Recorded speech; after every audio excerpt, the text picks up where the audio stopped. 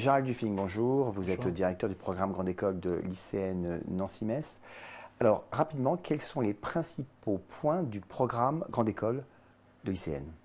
Alors, le programme Grande École de l'ICN s'étale sur 4 années, 3 années académiques plus une année expérience qui peut servir à faire des stages ou des séjours académiques à l'étranger. On va retrouver une spécialisation qui s'étend sur la deuxième et la troisième année du programme, qui représente à peu près 200 heures de cours.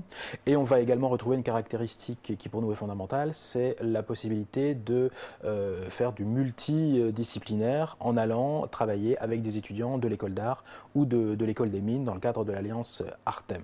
Alors justement, quand on parle d'ICN, on parle tout de suite d'Artem. Quel est le rapport entre les deux? Alors, ICN est l'une des écoles fondatrices de cette alliance qui date de 1999, aux côtés de l'école des mines pour la partie ingénierie et l'école nationale supérieure d'art de Nancy pour la partie art et design. Donc c'est la raison pour laquelle les deux sont indissociables.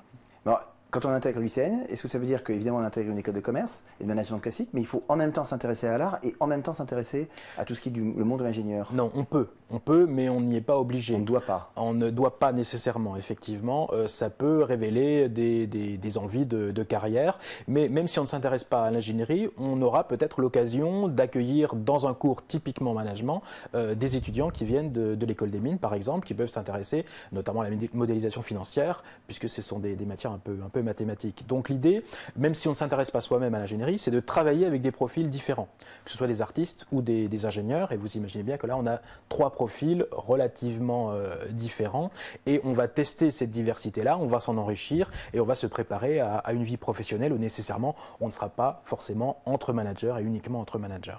Alors, recrutement classique après prépa, mais aussi une grande part accordée aux admissions parallèles ou aux admissions sur titre.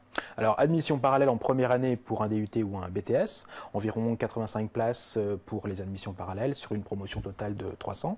Et admission également à partir d'une licence ou au-delà en deuxième année du programme. Et là, il y a plus d'une centaine de places qui sont ouvertes.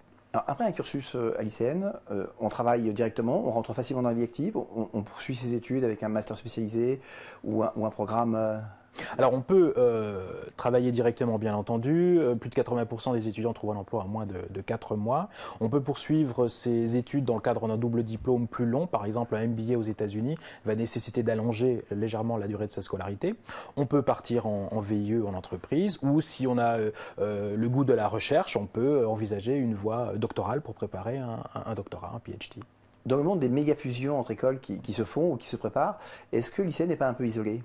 Alors, elle a choisi cette différenciation, c'est sa stratégie, pour conserver des promotions avec une taille restreinte. On a des promotions en première année qui sont environ de 300 personnes, 300 étudiants, et il n'y a pas de projet de fusion à ce jour à l'ICN. On privilégie le taux d'encadrement, la proximité entre étudiants et professeurs, et donc pour cela, il faut nécessairement des promotions limitées.